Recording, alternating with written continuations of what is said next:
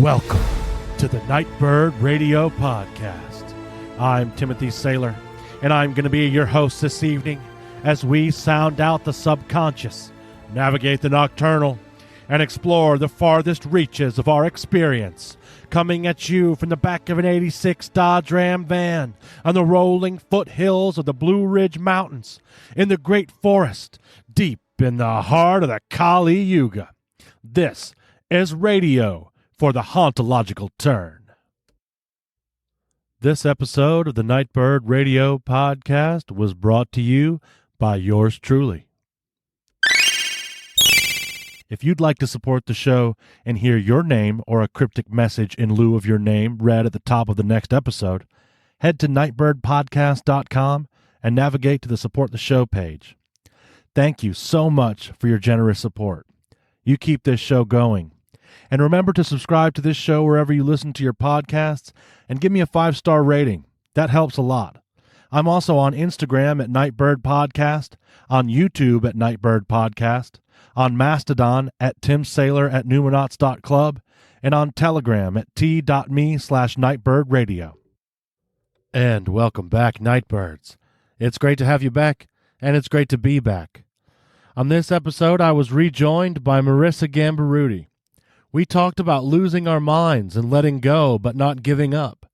We talked geomancy, dreams and closing dream loops, power animals, banishing the voice of separation, the dance of remembering and forgetting, framing petitions, manifestation and understanding desire, gratitude, magic as the catalyst of inner transformation, the imaginary distinction between spiritual and mundane, and so much more. But without further introduction, let's get to the conversation. Marissa, welcome back to the Nightbird Radio Podcast. How are you doing? I'm doing pretty good. I was having weird dreams, like right before this. Like, I didn't think I was actually going to need my alarm to get woken up for this, and all of a sudden I was like, oh, that's my alarm going off. I was having an apocalypse dream, as one does. Right. And I was driving in the car with my partner, and all of a sudden everything just like turned to shit at like the snap of a finger. Like everybody just suddenly had like guns in their hands and were pointing them at us, and we were just trying to like zip through the city. And then I ended up in a casino with other like magically operant people, and all of us felt wholly unprepared for the situation. I was like, does anybody know any kind of tactical magic? And everyone's like, nope, I've got nothing. I was like, anybody got like an invisibility? And they're like, nope. I'm like, fuck, dude, where is the tactical magic? That's really interesting. That makes me think a lot. Well, I'm always thinking about the Thai stuff, but like they have stuff for that. They have like invulnerability, like iron skin magic, and like all kinds of crazy war magic because they never got conquered. Mm-hmm. And so their war magic is really strong, and it's on the back burner or whatever because it's been peaceful times. But you know, Jenks talks about how all that stuff's going to come back out. And I'm reading it's The Tale of Kun Cheng Kun Peng. And it's like their courtly epic, or one of the courtly epics from their culture. And it's like 1,000 pages long. It's huge. But it has all these really cool examples of like their magic. Just kind of, it's just baked into the narrative because it's just part of life, you know? Mm-hmm. Yeah. But they had like a department of magic in the government that would like collect spells for like the army. Really interesting to think about, right? Like, yeah, I mean, also it like makes perfect sense. Yeah, like, why wouldn't you? And I think we probably have that too. It's just secret. Yeah, we just don't talk about it. Well, because I think you can almost, and I'm just trying to like playing the game of think like an archon, right? So like, you can kind of say I have magic. I can actually like double it's like a force multiplier on my own magic if I make you ignorant of it. Right? But it might have the opposite effect. What do you think? I don't know. I think about this one as well because I think about like how much what's the difference in the effect that like an attachment or like a parasitic entity can have on someone if they're approaching it as a parasitic entity versus like, I don't know, they're like, that's just something my brain does sometimes, dude, like whatever. And then like that in and of itself is a pretty good banishing spell, just being like, whatever, I don't care about this thing that sometimes like it's just a thought that goes through my program brain sometimes. I'm like, delete program. I'm like, that's great banishing. So like, I don't know. Because I think, okay, so there's like, that's an interesting point too. And it makes me think about the astrology stuff. I think I was talking about this with Mel. That I feel like I was less affected by these transits and stuff. And eclipses specifically, I think is what the topic was when I was talking about this. But I feel like I was less affected by it when I didn't know about it. So like I didn't know eclipses did all that. And then like I would just like go out and stare at them. And like, well, my life was also a fucking chaos hole. So like maybe it was. Yeah. The thing that just kind of ran through my mind as you were saying that was thinking about how like if you're not in relationship with someone, then you're not affected by the things going on in their lives. Like if someone's grieving a loved one, but you're not close to them, you're not going to be affected by that grief. But if you are in relationship to them, you will be affected by that grief and anything else that goes on in their life. So if we come into relationship with the planets, then it's like, oh shit, okay, whatever's going on for you is going on for me now. Because that's a cool way to put it. Yeah. Because it's just like I'm more attuned to that web. Yeah. And there's that idea of like magic works better in a culture that believes in magic. Which is actually kind of what I was thinking of, that was actually a point against what I was saying before. Like, yeah, if you make everyone ignorant about your magic, you might have an advantage until the point where like your magic stops working as well because you've made it prevalent in your society that there is. And I'm talking about from like the Archon perspective, not like us making our friends just not know that we do magic. You know what I mean? But making a whole society or like steering a whole society out of relation and out of knowing about what, how the world works and the magic in it, there's like a diminishing return on that, right? I think personally, because then it's like, because I mean, I think that while like the delete program thing is solid banishing, I think that's like a very small benefit. And it only works for so long. Exactly. Because then eventually it's like, I'm real tired of trying to delete this program out of my head. Why does it keep coming back? And then it's like, oh, it's a like if that had worked well, I would still be doing that. Right. Yeah. With all of and I whatever did that. Goes through my mind. I did that successfully for some time with like substances, right? And then just like straight up ignoring, but that's kind of like what those were for. Was to be kind of oblivious. Well, yeah. And so, yeah, but it's like insofar as pushing something into my own shadow, like eventually that's going to come back just extra. Yeah. It's going to get really extra and powerful. And like, and so that's an interesting thing too, because that can lead to one of those breakthrough veil tearing experiences where I either lose my mind or maybe I'll lose my mind a little bit, or I start to understand what's going on. I think sometimes I have to lose my mind a little bit to understand what's going on, but you know what I mean. I'm suddenly struck by that phrase of losing losing our mind, because if we're trying to come into a different relationship with the thoughts that we think, then we are losing a part of our mind. Totally. It's like, well, I'm losing a world, right? In the Dr. Kreipel way, like I am bidding adieu, like my way of seeing things and my way of maybe like,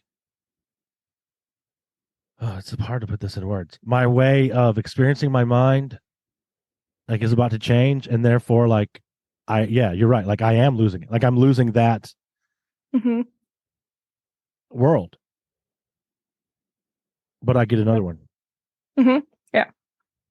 if I'm lucky. Sometimes I hang on while it sinks and let it take me under, you know. You're like, no, I don't want to let go. It's like, don't, dude, please just let go. It's fine. It's like, hey, hang on. Because I just finished watching The Lord of the Rings for the first time, and it made me think of that scene where they're hanging off the rope. They're like, oh my god, the bottom's so far away, and then it's right there. Yes. It made me think of Jurassic Park. But everything makes me think of Jurassic Park. When they're swinging. What you talking about the rope story made me think of when they're swinging on the wall.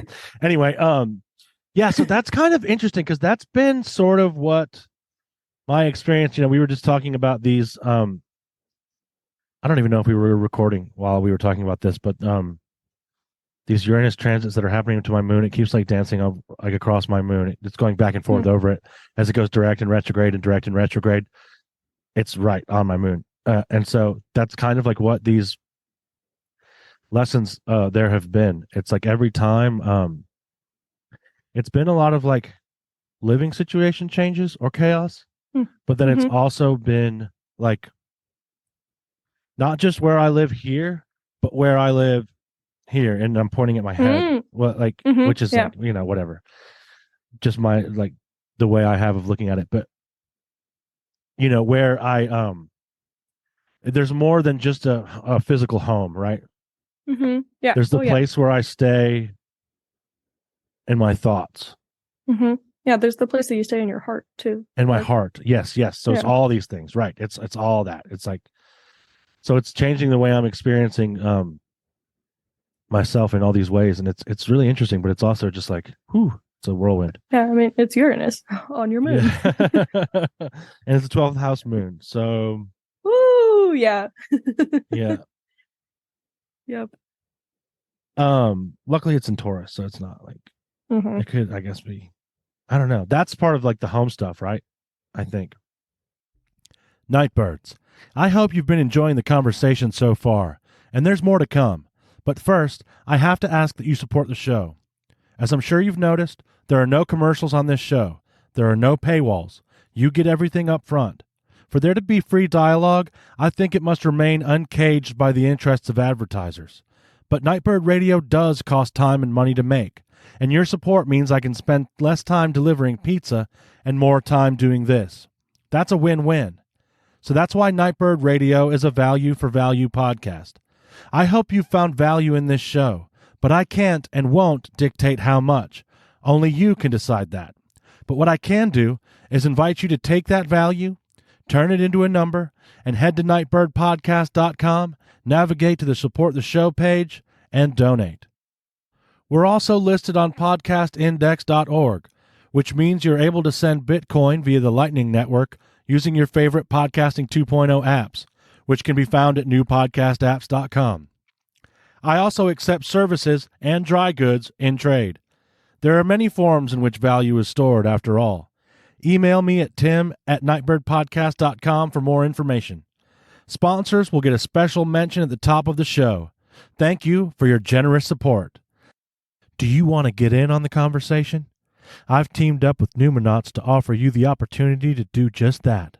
For only $1 a month, you'll get access to Numinauts.club, a Mastodon server for animists and artists that brings together the Nightbird Radio and Soapbox podcast communities. Just click the link that I've provided in the show description to get started.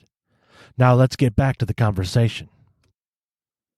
Anyway, what have you been up to? What have you been doing? I was streaming on Twitch for a while, and then I got disenchanted with Twitch because No way. I like went into it. I went into it with way like too many expectations. I went into it with too many expectations of Yeah. exactly like what I was supposed to be doing with it and how it was supposed to go. And my spirit team's just like, dude, no, wrong. Just keep doing it, but no.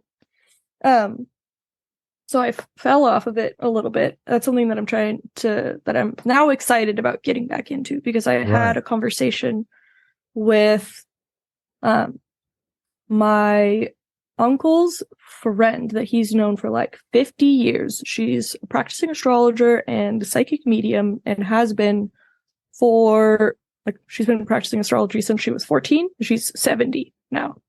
And out of the blue, my uncle just texts me and he's like, "Hey, would you like to connect with this person? I know that you're doing, if you're doing one magic thing, your family thinks you're doing all of the magic things. So like, here, talk to my psychic friend."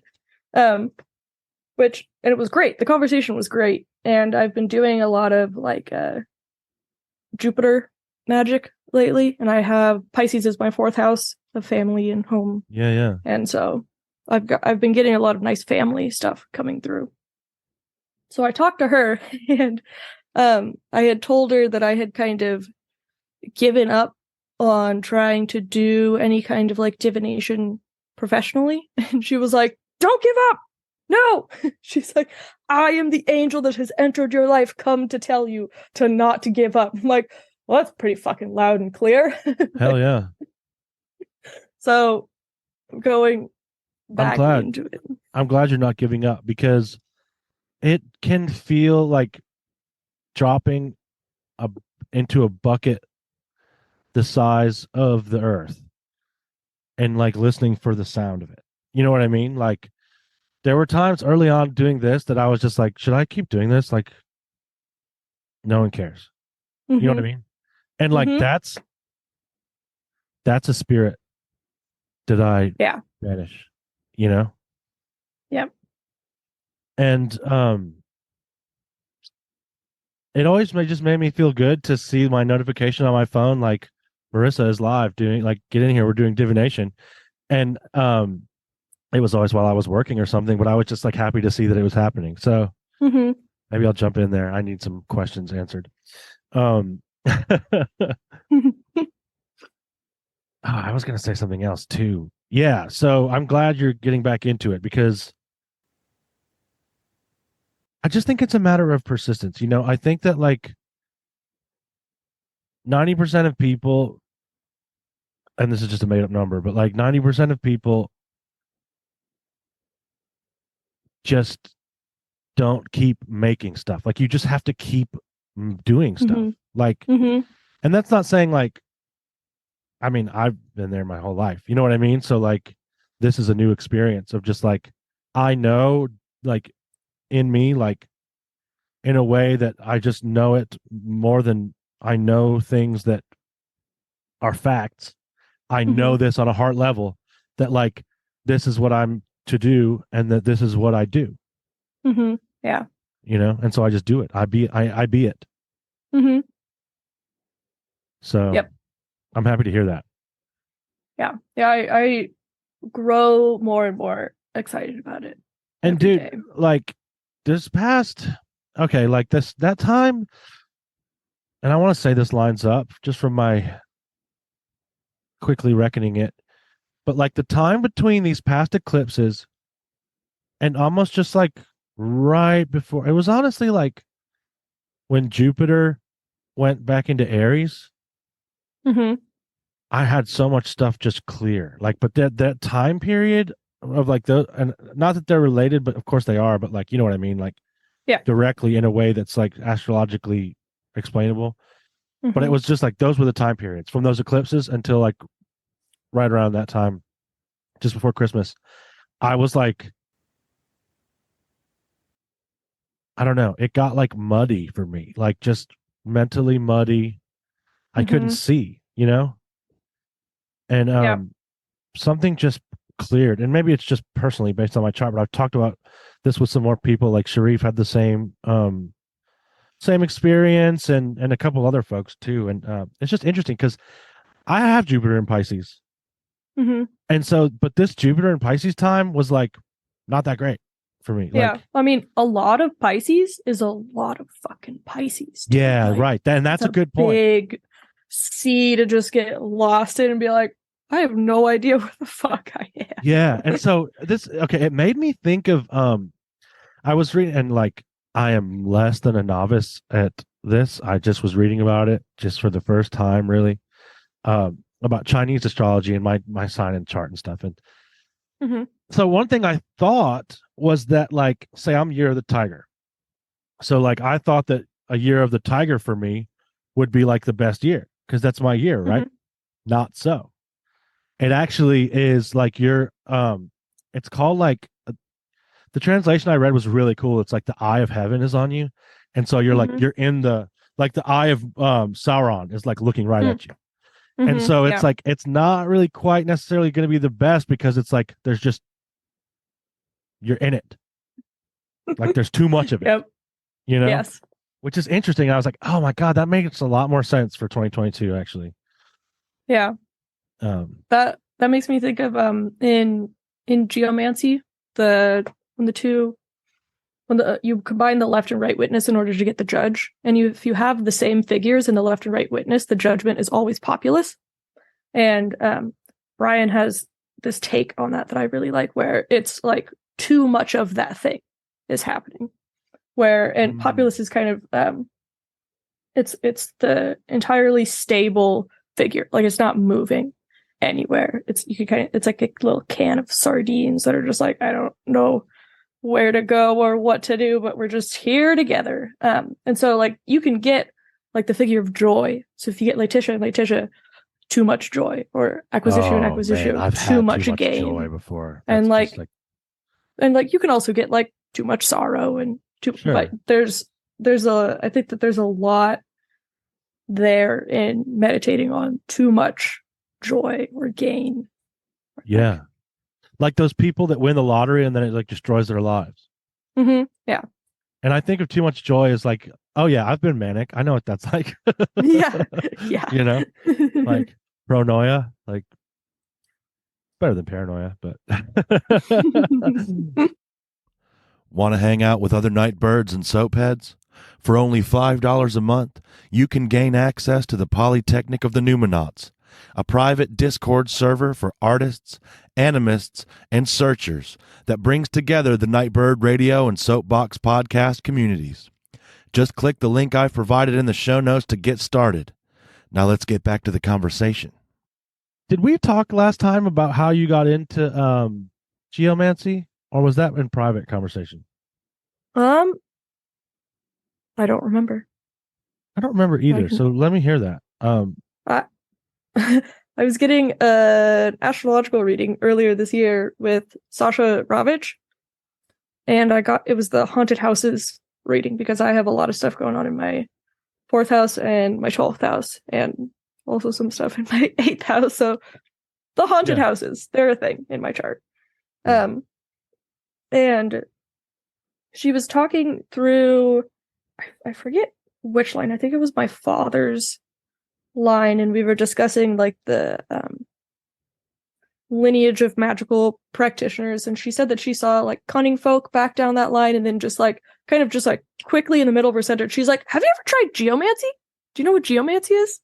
It's like, no. So she's like, go look into Dr. Al's stuff. Like, it's a thing that it's a form of divination that you can use to not only like find out what the issue is and diagnose it, but then also have like a remedy at the same time from the same system, because it's a working divination system, and it's also a working magical system. Like you could do literally everything that you ever need to do with geomancy.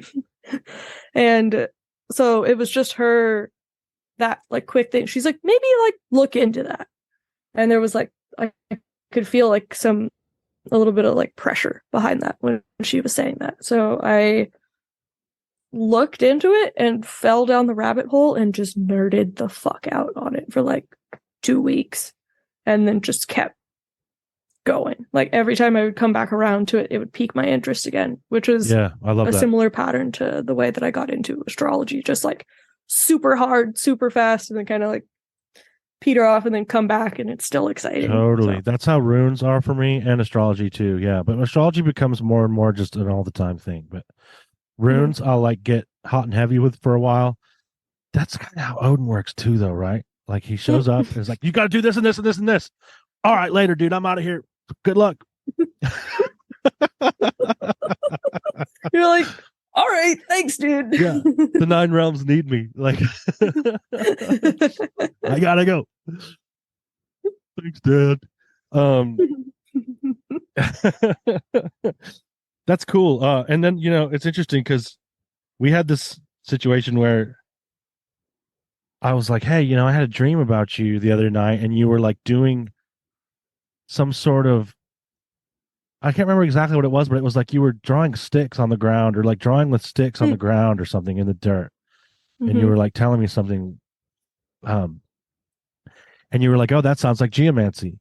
And I was like, oh, that's really wild. And we did I love closing those dream loops are like one of my favorite. That's some of my favorite magic right now, is just being really in tune with my dreams. And then, so I'll have a dream. I will do divination on it. There's some combination of this: dream, divination, journey, ritual. So I have the dream. I do divination on it. What was that, or who'd that come from, or was that really from you, or whatever? And then I can journey on it, find out more. And usually the journey is where I get the ritual, because I'll see what it looks like, right? And then do it. And sometimes that plays out over a year. Yeah, I highly recommend it. It's very much very satisfying. That's good magic. My dreams have been I've been starting to remember them more. Like they've been getting more vivid. I'm still stuck. This one flash of dream scene keeps running through my mind, which someone is trying to get me to understand it, but it was just me standing there like hugging a giant horse and being comforted. Dude, that's just rad as shit. I'm like, who's the horse? And then there was a tiny little like horse figurine in my front yard yesterday that was just like in the grass. I'm like, who is the horse? I mean, it might just be like a journey companion. Like I have a horse that shows up in my journeys, and we go on adventures together, and I ride that horse places. So I have definitely ridden a horse places. I forget that like sometimes a horse is just like a horse, dude. Like be friends with the horse. Like it's your buddy. Totally. Like a power animal. Like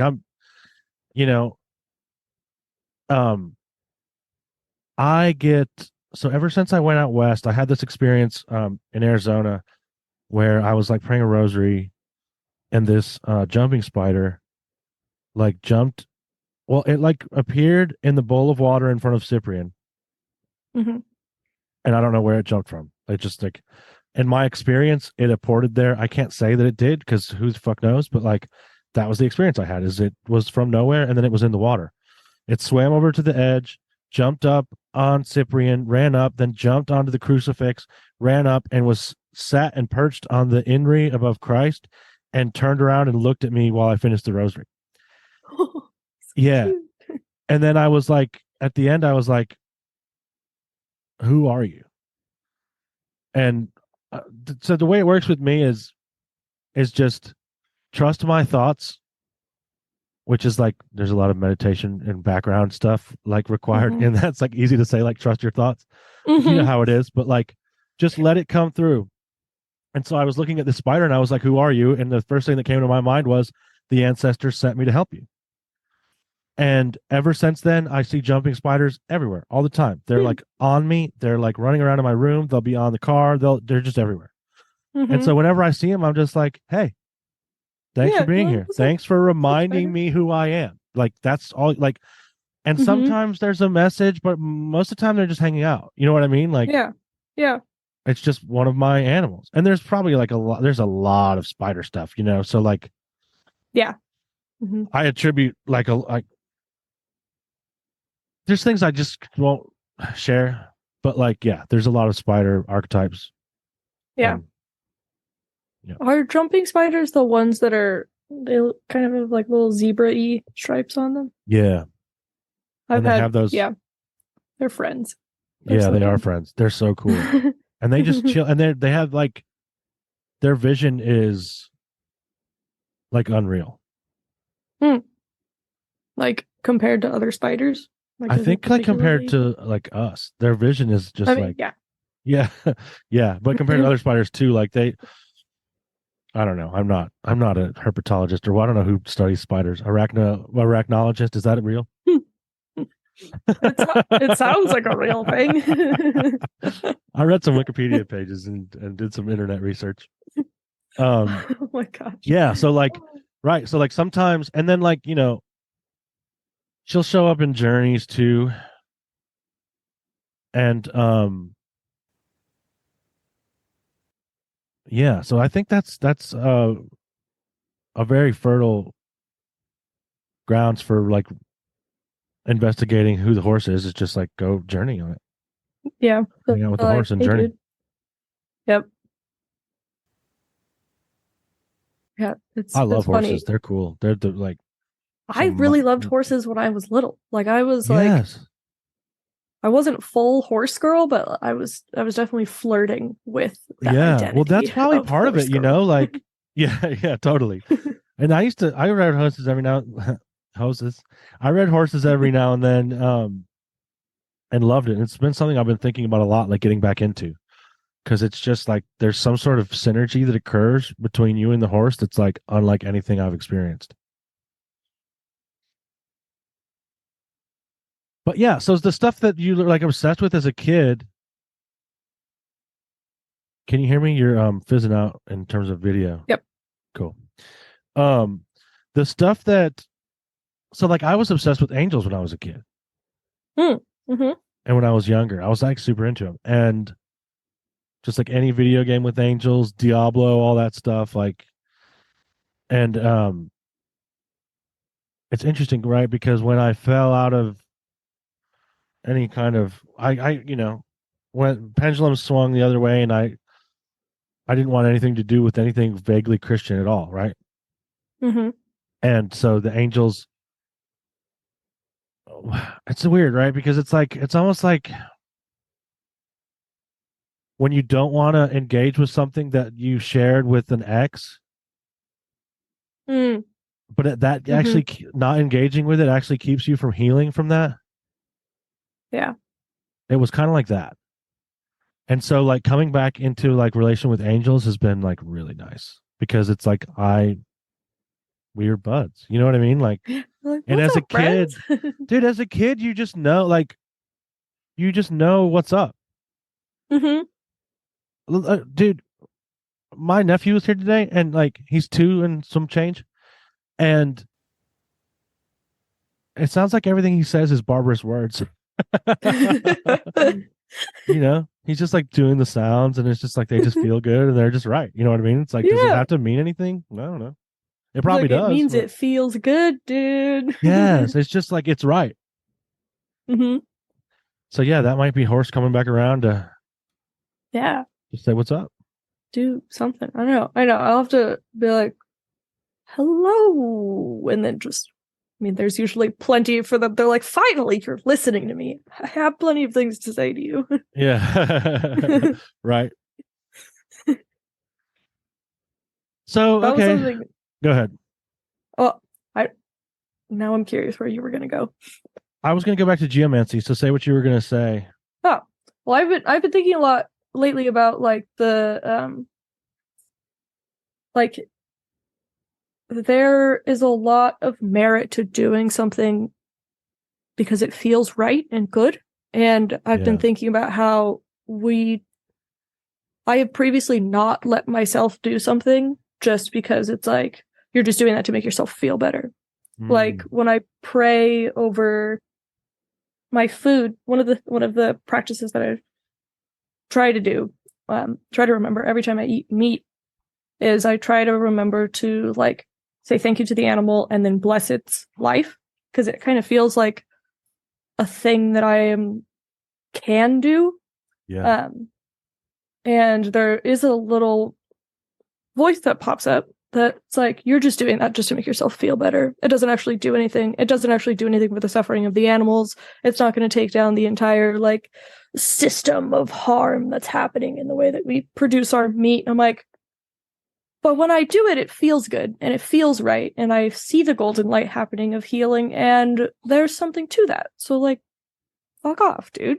Yeah, fuck off, you fucking lizard. Like, that's an Archon voice, man. Yeah. Like, okay, because it's interesting, right? It is, let's break it down. It's, and because I experienced this too, and I imagine a lot of people do in our society Mm-hmm. and abroad. Because it is like this voice that's like, it sounds like it's trying to come from a place of like reason and well-meaning and like, Mm-hmm. just be like authentic. Like, you're not really doing that authentically. Like, Mm-hmm. but in the end, it actually, it urges you into inaction Mm-hmm. and deeper out of relation. And so, like, there's this part of us that's like, if I don't listen to that, if I don't listen to this voice, then I'm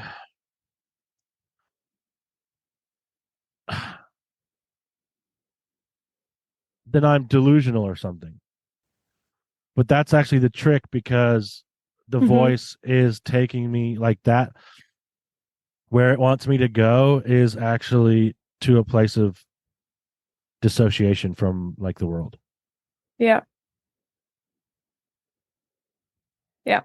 Yeah. That makes sense. And I mean, I feel like that's one of those things that I knew and have known at one point, and it's just a matter of like looking at it again and being like, "Hi, Yep. you voice, go away." Okay, here's a good, yeah, totally. Go away. And like, I have to redo all this stuff all the time. Like, here's a good example. So every morning, like, what's been like really good medicine to me lately is like every morning I just completely abandon my ideas and my expectations for like what my life is supposed to look like. Mm-hmm. Because actually, like, my operating under that has like limited the scope of what it can be, right? Mm-hmm. But that also involves like my expectations and my beliefs of like how people are supposed to act towards me, how people are supposed to drive. Mm-hmm. You're supposed Yep. to do this, you're supposed to make me feel better or whatever. And so I'll do that every day. But then, like, so yesterday I did it in the morning, and then by like 6 o'clock I had my window rolled down, pacing beside someone that cut me off, screaming at them murderously, like, you know what I mean? And then like, I didn't do anything, I just yelled at them, and then I pulled off, and they went this way and I went that way, and I looked and I said, "Oh, yeah, I forgot." Like, I You're forgot like, who I "Oops." was. I Mm-hmm. forgot how to see. Like, and that's like, there's part of me that's like, God, I don't want to experience that. Like, why do I have to experience falling back into that? Mm-hmm. Like, can't I? Well, I thought we were done. Aren't we done with that? Yeah. But the practice that it gives, like, so after that, like, what I did was I prayed and I Mm-hmm. chanted, um, chanted in the car and prayed and just like asked it to go away, to be taken away. And it went away. I Mm-hmm. wasn't angry anymore. And then, like, I was delivering food to someone. So I delivered this person's food. And the first thing I said to him, which is like not what I ever say, was like, "It's so nice to see you."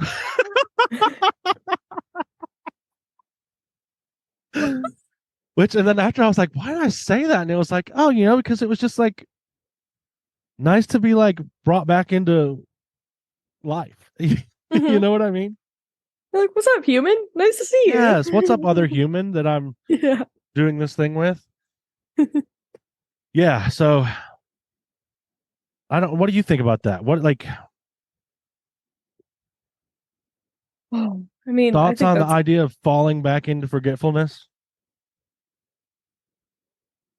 one of the places that I've landed on, but I landed on this when I was like deep in the throes of remembering and like could see and felt really good every single day. And I'm like, "Oh, we forget so we can remember because remembering feels so good." But then when you're forgetting, you're like, forgetting feels like shit, dude. And Yeah, I'm really totally. tired of doing it. Yeah. So, I mean, what I landed on last time was that we forget because it feels so good to remember, but it's really annoying to forget. So I also really think it's annoying. kind of like, it is one of those great mysteries of like mysticism too. It's like, Yeah. if you've reached this point, it feels really good to be in connection with everything and to love all beings and everything. It's like, why in the hell do we come back down here? Because when And I can see, I am invincible. Like I know. I can't be like, you could come up and slap me in the face and I would just be like, she was just afraid. And I would get it and I would understand completely because I could see me in you. Like I would be able to see me in, I can see myself in that other person, which lends to this like laser clarity. And then you wake up one day and it's just like, fuck this, man. Why do I have to wake up? I really think it's like why we're here. I think the practice is like the point. Oh yeah. Yep. But yeah, and then it's like how it's not even a matter of like how can I feel like that more, because that's just like the same kind of thinking that leads to my forgetting. You know what I mean? How can I feel like this all the time is not like a great. Yeah. It's like a in somatic sex education, in the training that I'm doing, one of the goal isn't always to be like at baseline. The goal is to get to a point where you can move into and out of sympathetic and parasympathetic states with ease.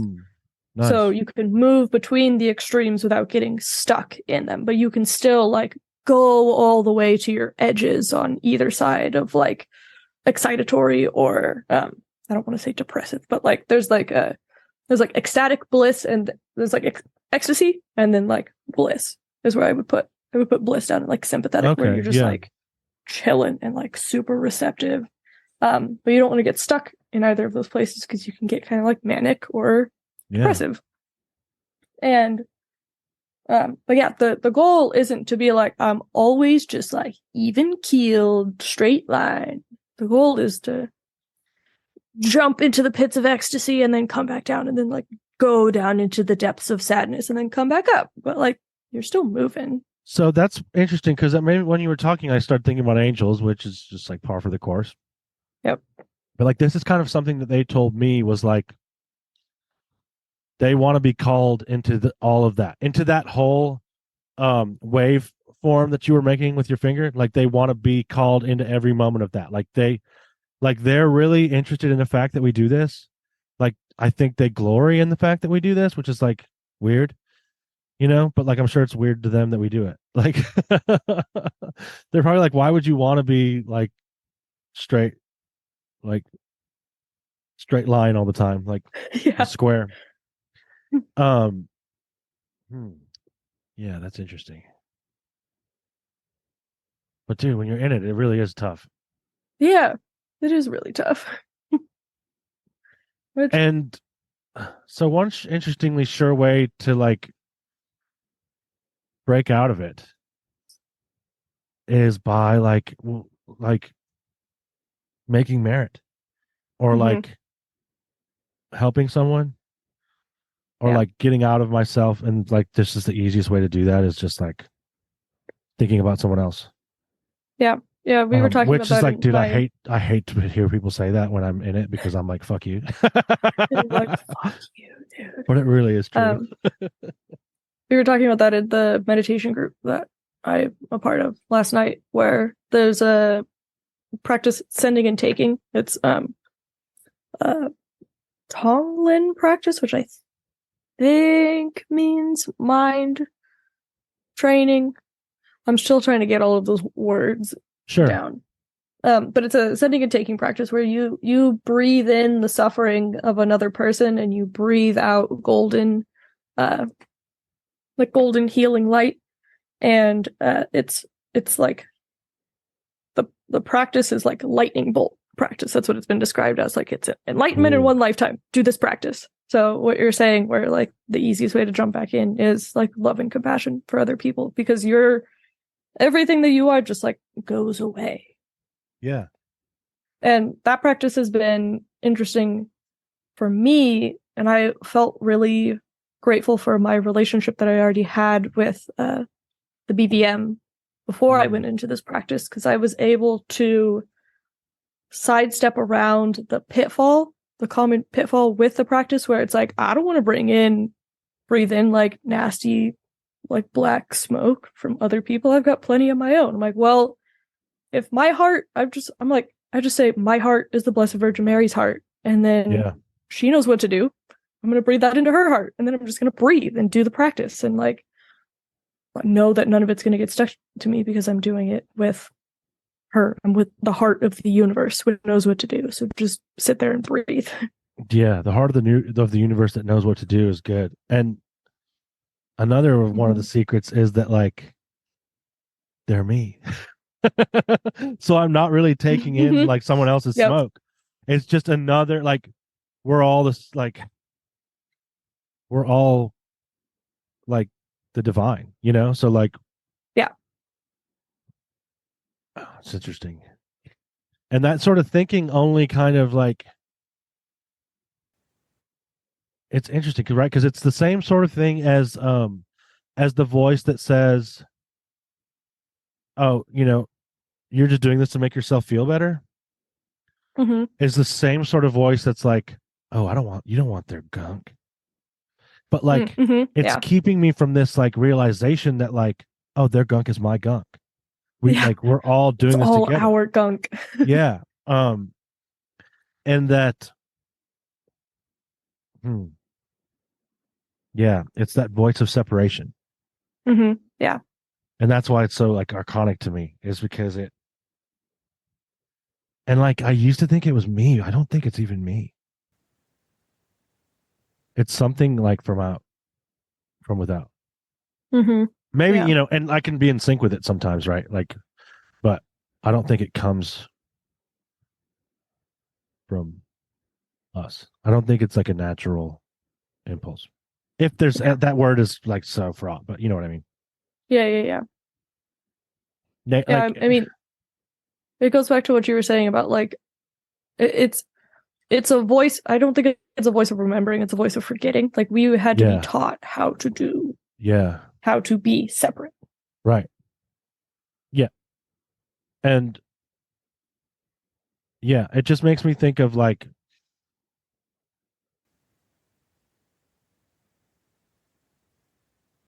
I harp on this a lot, but it makes me think of whatever the impulse to like empire is.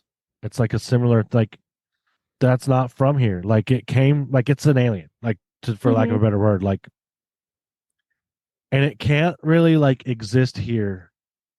Like what we're seeing is the throes of it not being able to exist here, which are like pretty brutal. It struggles to like respirate in this reality, but it can't, and so it's going away. But like the violence of that going away is you can look and see. Right. And that's at least my optimism, you know. Maybe not, but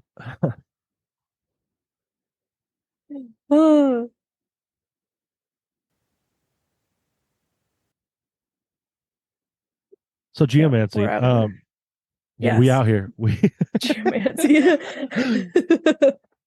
We gotta, you know, always go on these side quests.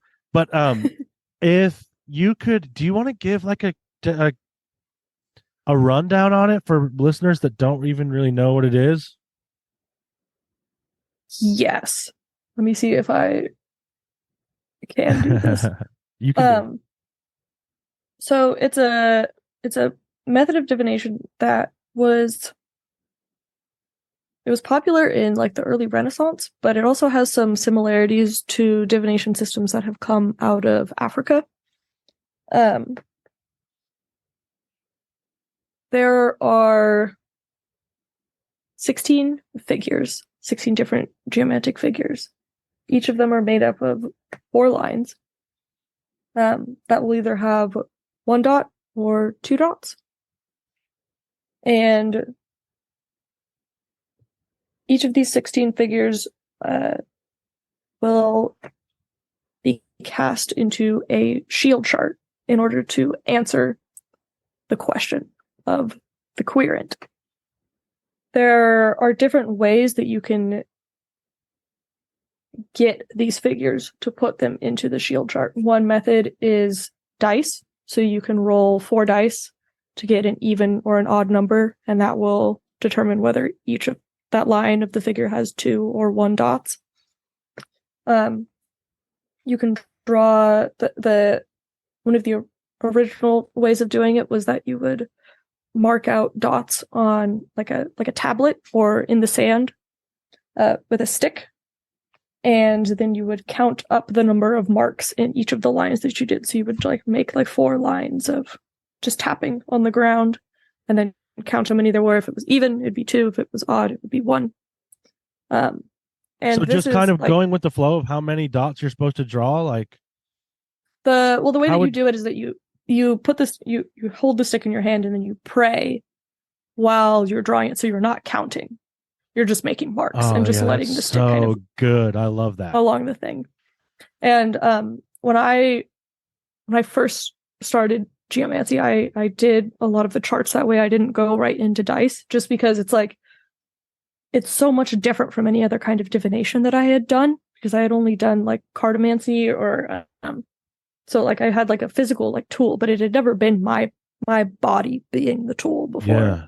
So I used a piece of paper to mark out the lines and then count them and then cast a chart from them and then get like an answer. I'm like, wait a second. I'm like, this is one of the like most etheric kind of divinations that I have done, where I don't have like, I'm not reading like pictures on cards that someone else made. Like this came from my body. Yeah. And so you get, that's the method for grabbing the 4 mother figures in a shield chart. And from the 4 mother figures, you create the daughter figures and then the nieces, and then those, you kind of whittle them down. There's a method of adding the figures together that whittles them down into the left witness and the right witness and the judge. And the judge is the final judgment of the question. And there's different methods that you can use to dive deeper into the answer that it's presented you with. Like you can find the root cause of the problem. You can see the left and right witnesses, like be like past, present, or future, or like querent and the quesited. Yeah, so that's what you could do with the shield chart. And then the first 12 figures of that shield chart, you move into a house chart, which is exactly the same as the houses in astrology. And so those first 12 figures can tell you about how this question is affecting those 12 areas of the querent's life. Very cool. Yeah. Yeah, I need to learn more about it because I didn't know about, that's really interesting. That there's like almost like an idiomotor aspect to drawing those characters, like, because I love that stuff that is kind of filtered through you, and I mean it all is, but like in such a direct way. Yeah, that's really cool. The kind of 2 and 1, the like binary nature of the lines of the figures is how like Crowley would sit outside of cafes and count like the number of men or women that walked by him, and like cast shield charts that way, or like the number of birds that flew overhead. Oh, shit. So like this is so how you could read the world like that. Wow. Yeah. So like I've done it with I was backpacking and I picked up like a pile of pine cones and kind of like threw them and made a geomancy chart from that. So you can like there are no limits to how you can create the figures. You just need like a 1 or 2. I really like that because it lets you be. It kind of allows you to fill, like, because I'm always counting stuff anyway, and like trying to like say, what does that mean? What does that mean? What is the omen behind that? And it gives kind of a framework. And to filter it through, right? Hmm. Interesting. It's really cool. I like that. I'm gonna have to check it out. Yes, more people to nerd out on geomancy with is a plus. And so you do that on that's one of the divinations that you do on Twitch. Yeah, that's my preferred divination on Twitch because I am just like not as well versed in the tarot. People that's the one that people recognize and it's the one that people like, but it's my Twitch stream, so I get to read for you however I want. So I do geomancy. And a lot of the times people are like, "What? This is crazy. Like I have never seen this before." But I'll do like general readings for people, which are not my favorite reading to do because it's like what on earth do you want to know? But the quickest way to do a general reading is the house chart.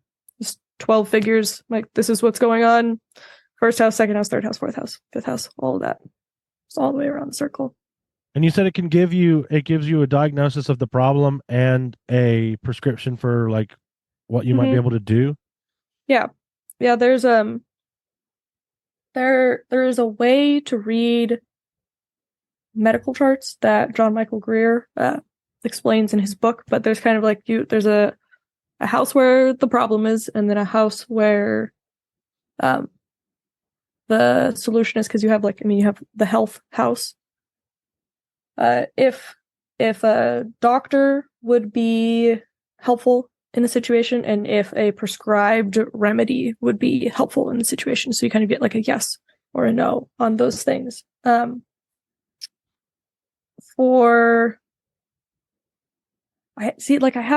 don't get as many like magic weirdos coming through the Twitch stream as I would like to. Listen up, all you magic weirdos.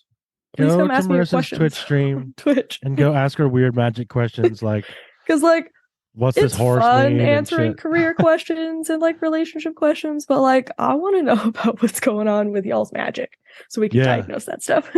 Nice. Yeah. Okay, so that leads me to another question I wanted to ask, and this is something that we talked about on the last episode with Mo and Sharif. So I want to know about like what was like the first experience that you had with magic where you were like, oh, this is real, where the results were like, oh shit, there's something going on here. And it doesn't even necessarily have to be something that went right. You know what I mean? If it went awry, I'd like to hear that too. Well, I mean, I remember the first sigil that I did, which it cracks me up when I hear some other people's first sigils, because I did not go balls to the wall with it. I was very much like, I don't know. I don't know if this is real, so I'm gonna just like do an experiment. So I sigiled to see a purple car. And there was a lot of times where I was kind of, my eyes were kept out for it, right? And I was like, I mean, I guess that's kind of like a maroon car that just pulled up in front of my house, like whatever. And then when I was just driving around town one day and I got stopped at this light and there were cars going by me, and all of a sudden this like purple truck drove by me and I was like, oh shit. And I got the like my body responded to it and I was like, all right, maybe there's something to this. A purple truck just drove by me, and I had never seen a truck that purple before in my life. Nice. I like that it was purple too. That's well, I mean, because I had really wanted a purple car when I was younger, so I was like, I want to see a purple car. And I did, and so that was really cool. But recently, I tried one of the PGM spells for winning for glory and winning in the stadium. My partner is a mountain bike racer, and I tried to talk to Hermes about it, and like we had a good conversation. I like did the offerings and had the stuff, and the way that I phrased it was for him to get on the podium. and like we had this whole thing where he's like, but you got to draw wings on him. Like, I want a podium picture with wings on him in like the winning spot on the podium. And he got on the podium, but he didn't get first place. He didn't win the race. And he was already guaranteed that podium within like the qualifying runs. Like, there was something to do with the way that he qualified that already guaranteed him the podium, regardless of how he did the next day. And I'm like, all right, we got to rethink trickster spirit magic. Right. Yeah, definitely trickster spirit. Yes. Because he got what he wanted. There's my partner's cheesing with this hat with wings drawn on it. And I'm like, damn, that motherfucker got everything he wanted. That's cool. Okay, because that like brings a lot of interesting questions, right? Like, why do you think that the phrasing of a petition has to be so specific, right? Like, I think only for specific spirits it has to, because there have been plenty of times where I'm just like, help, and I'm like, I don't even know what I need right now, but help. And like ancestor spirits, and like I've had that happen with angels. I've had that happen with like the BVM. Like, when I just go, help, please, they're not going to be like, you didn't dot your I's and cross your T's on this. We're not going to help you though. Like, we got you, dude. Don't worry. So you think it's trickster spirit shit? Well, yeah. And also like, me making this presumption that because I have a relationship with other mercurial spirits, I can suddenly just roll up and be like, hey, Hermes, we're friends, right? He's like, no. Yeah. Because he's a god. Like, that's a big... Yeah. It really is. It's like, hey, I need to talk to the president. Yeah. He's like, what? Right. That's why, okay, so that's interesting, because the ancestral thing, that's why, like, one of the reasons why, like, and I think that not using is a terrible word. Going the route of like gods that my ancestors probably worked with. And you might have some Hermes stuff there too. I don't know. You know what I mean? But like, yeah. I mean, it was... Yeah, I definitely didn't ask my ancestors before I did this. Enough. They probably would have had so much helpful stuff to say. Like, no, dude. Don't talk to this person. Go over there. Yeah. Yeah, because that's really interesting. They're always there to ask. I could ask them so much more stuff. Okay, so there's that. And then there's also like...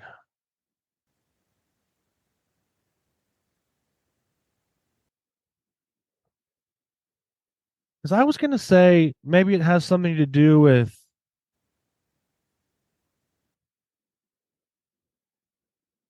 like a more narrow avenue for it to shake out, like there's an idea in New Thought, and particularly like the Neville Goddard stuff is mostly what I know, where it's like, if I ask for a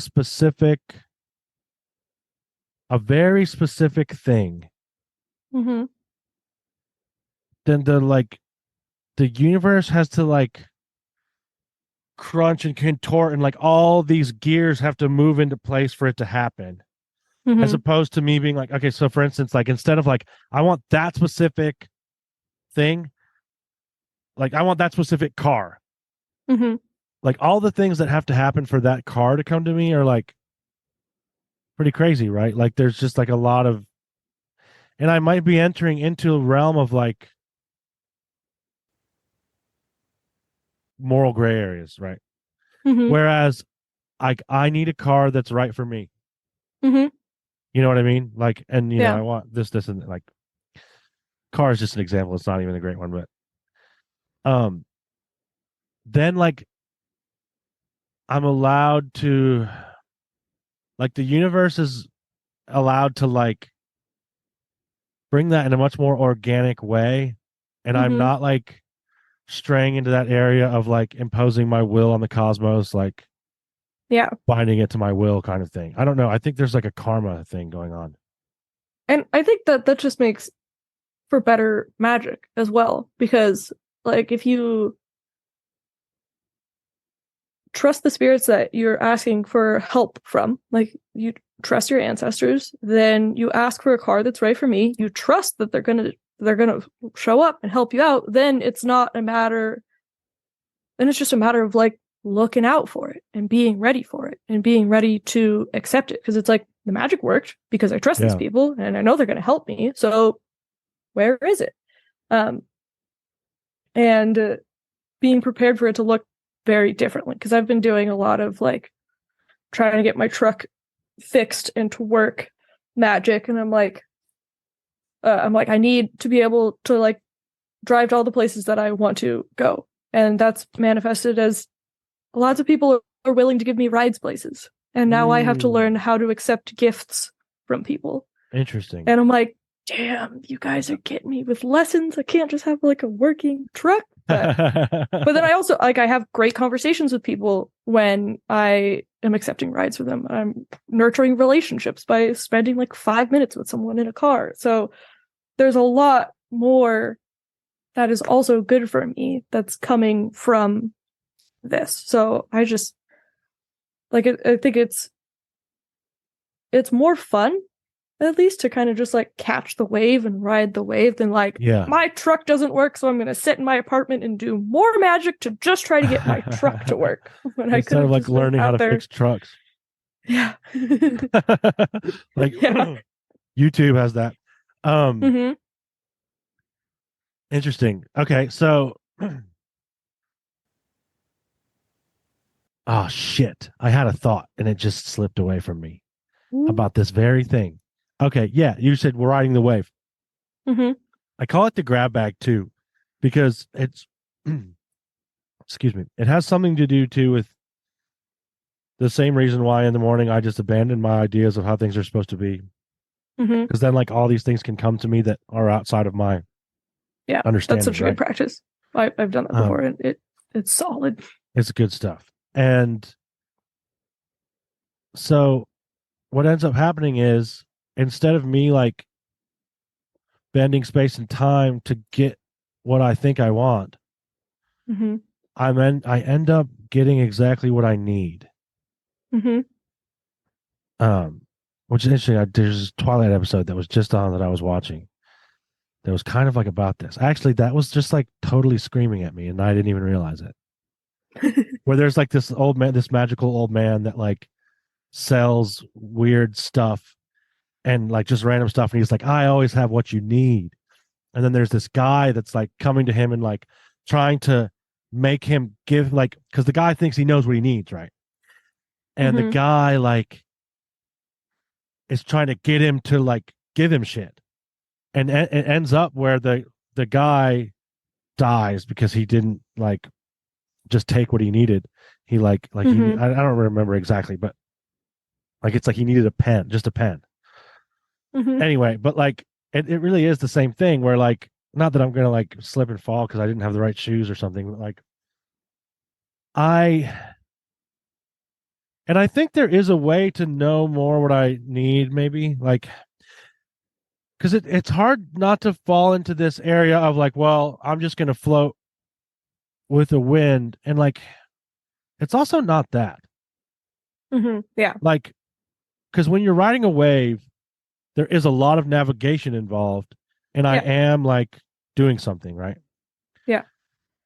So it's like, again, a fine line of like, but I think like a lot of the time it is just like to trust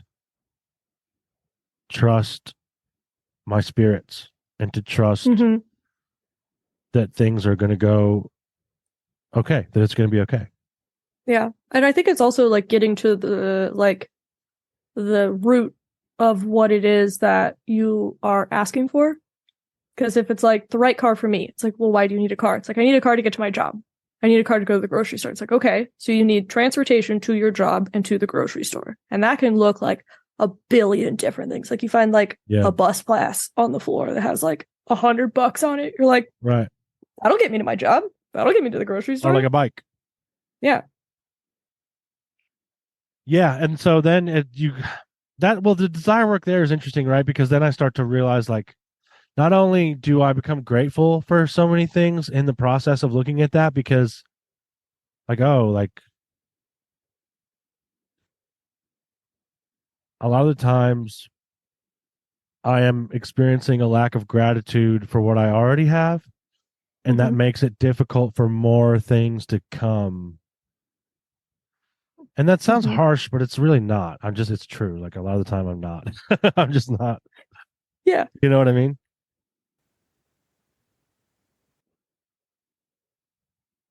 Because I have to Yeah. start where I am. Yeah. And I mean, and the gratitude practice, it's all, like I've had it work. It works better for me if I start like I'm grateful for like the glasses that I'm wearing, and then move out to like I'm grateful for the whole world. But I can't start with whole world because it just Oh doesn't yeah. It's feels like cheap meta. and like not right. It's like meta is the same way, right? Hmm. Like I start with people in my life, or a lot of times start with myself. It depends on who's doing it, but Hmm. um, and then I move out in ever widening circles. Then I get to people that I'm not happy with, and then I can go to the whole world. Hmm. Interesting. Yeah, yeah, for sure. I dig that. Well, that's the thing. I have to start with what I have. Hmm. Like I Yeah. have to start with the very things that I have. Like, and because I rode the bus for a while at one time in my life, and like I got a lot of reading done. Hmm. You know Hmm. what I mean? And it can Yeah. be something as simple as that. Like I'm grateful that I have all this time to read, even though like I hated riding the bus. Like, Hmm. but like in the end,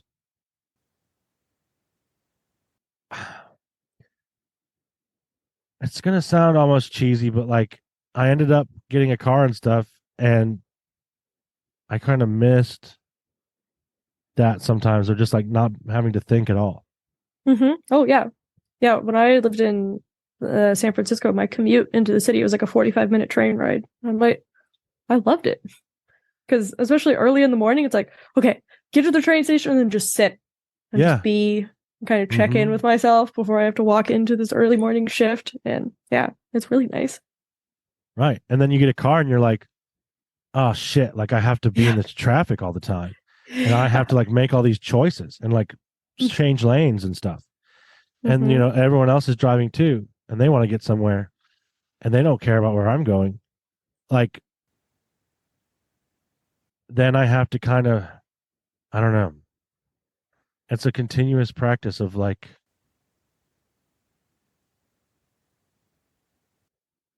I don't know, like I can get like no, like everything I get more problems. Not more problems, but I get different problems. And I have better problems. Like I Mm-hmm. have way better problems than I used to have when my life was totally fucked, right? But Mm-hmm. there's still difficulties. It's interesting. Yeah. So maybe I should start asking for like better problems. Ooh, I like that. That's a good thread to pull on. Yeah. I don't know what the metaphysical implications of that are, or if it's wise, but like, Yeah. Well, I was talking to someone the other day about, like, they were saying that there's something to having like a normie customer service like job yeah. as a bucket to hold all of the necessary suffering in your life, because it's Oh, yeah. like part of your life is going to suck, so like you can choose the area where all of that suck is going to go. And I found that there's a lot of freedom that comes from choosing one's suffering. That's interesting. So That's kind of like yeah. remediation. Go Yeah. ahead. So I mean, yeah, enchanting for better better problems seems up a similar kind of alley. And there are ways to put my position into perspective that don't even require that much mental gymnastics. Like one of the ones I was thinking about yesterday that like I started doing since yesterday is I am wealthy beyond the wildest dreams of my ancestors, which Mm-hmm. is objectively true. Mm-hmm. And I talk to people all the time that are in like really like tough spots. It's one thing that's like um part of being in a program of recovery is that you get to kind of like I get to like look in a time machine back to where I was. And it's Mm-hmm. not like I'm using this person to do that, but it's just like it's part of like me listening to them is like, oh shit, like I remember that. I remember like not Mm-hmm. being able to like be in my own skin and like not able to like sit there without vibrating out of my own body. Mm-hmm. And like the problems are really similar. And what it helps me to realize is that the external circumstances really aren't that important. Like the external circumstances, it doesn't matter what they are. Like it's all about what I've got going on here, Mm-hmm. in my own shit. Like how am I how am I showing up to my own life? Like I don't know. It's just when I see that, that's one of the reasons why like being there for someone else is such a useful. It's such a great way to get out of my own way Mm-hmm. because it gives me that perspective. Like, oh yeah, like for instance, like I used to have man, I was so miserable at my like cooking job, like near the end of um my time in active addiction and like in early recovery even.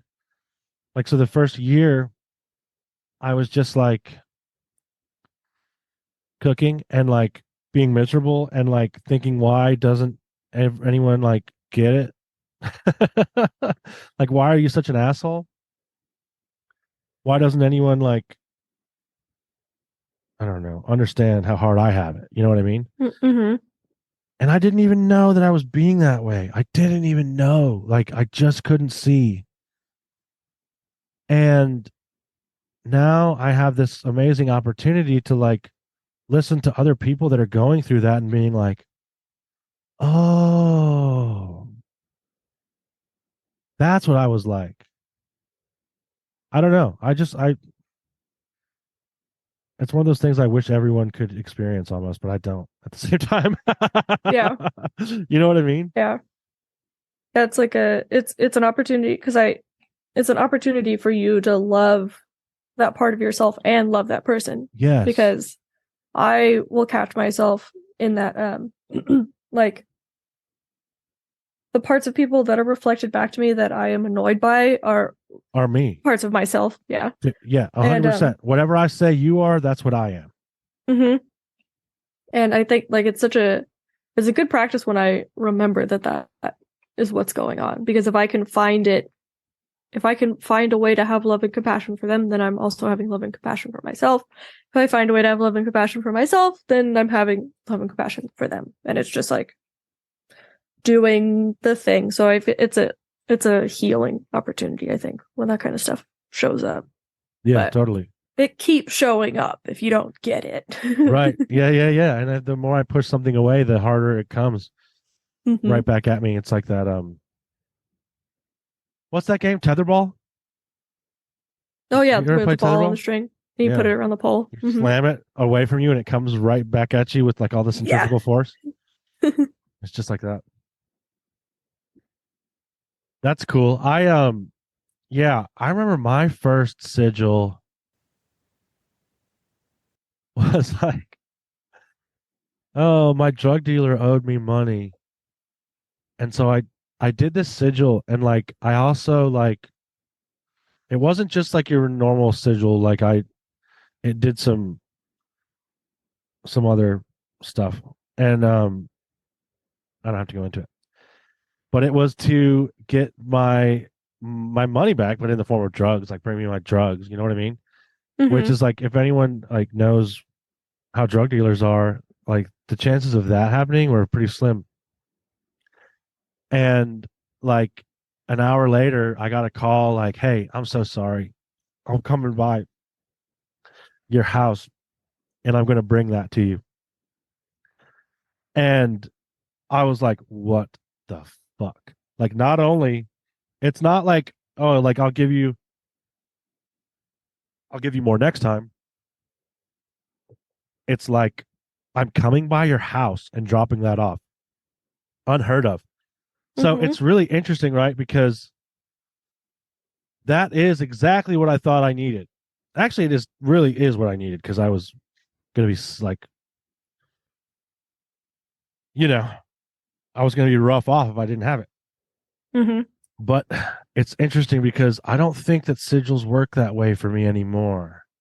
I almost think it was like, I don't know how to explain it. It's like they work really well in this really certain way, and then all of a sudden, like they change on you, and now it's like, okay, now I actually have to like, I can't just not do the work and like get shit. Like Mm-hmm. it actually ends up calling me to transform or to lose the magic. Mm-hmm. Yeah. And I think that was the actual lesson of that. Like, so, someone might hear that and be like, oh God, that's an awful story. Like, you know what I mean? Like that sigils allowed me to continue my drug addiction further. Um, Well, it like, was what you needed in that moment. dude, Like, but it will also eventually became like how I got out of that. mm-hmm. Because one of the parts of that I learned was I had to go 100% into that Yeah. to be able to come out of the other side. Because if I still had some exploration or some experimentation left in me, I would be doing it right now. You know what I mean? But Mm-hmm. I had Yep. to completely just exhaust it. Yeah. Yeah. And I mean, that makes perfect sense. Like the way that we think things are supposed to look or supposed to be good for us, and like what is good, what is bad. Like we don't know. I think it really From is a down fuck here, like around. I don't It's a know. fuck around find out thing. Mm-hmm. Like the only way I'm going to find out is by doing something about it. Mm-hmm.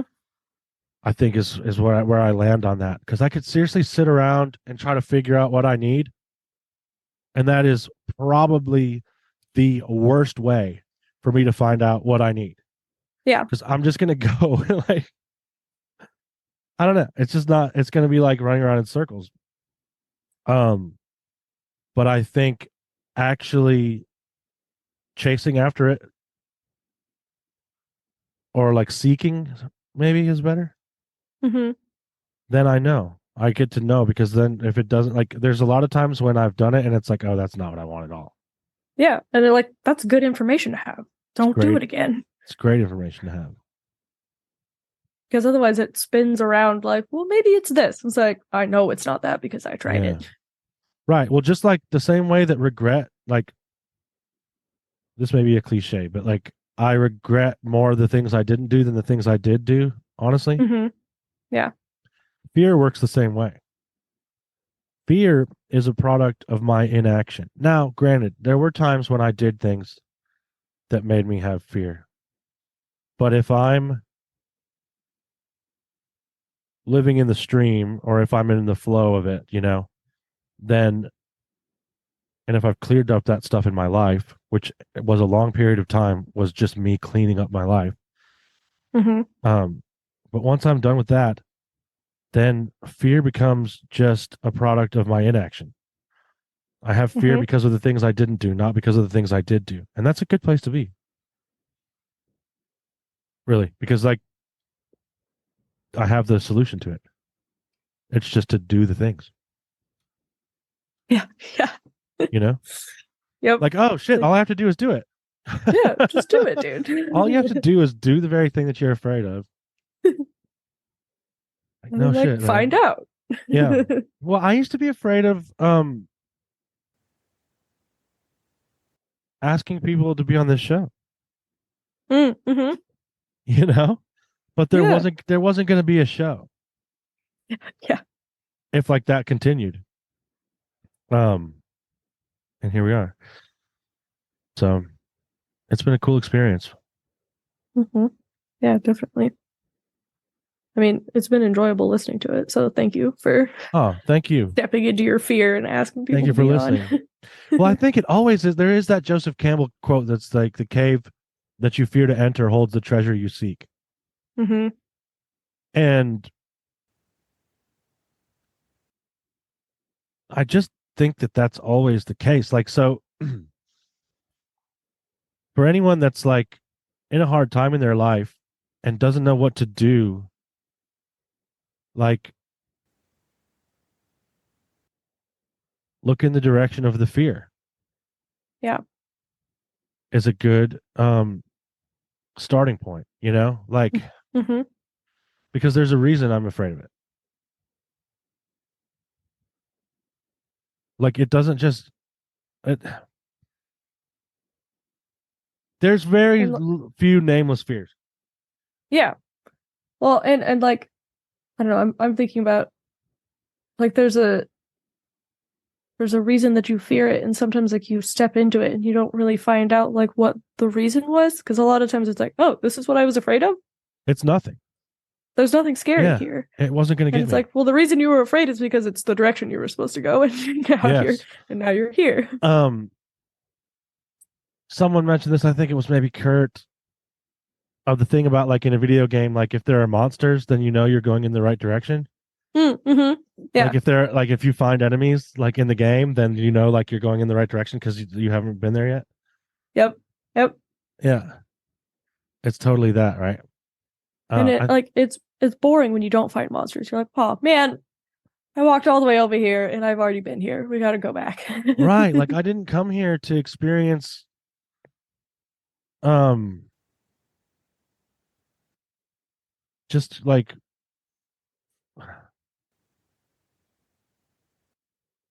I just don't think I came here to be super cozy. Like of course there are gonna like I do want to be that sometimes, but like Mm-hmm.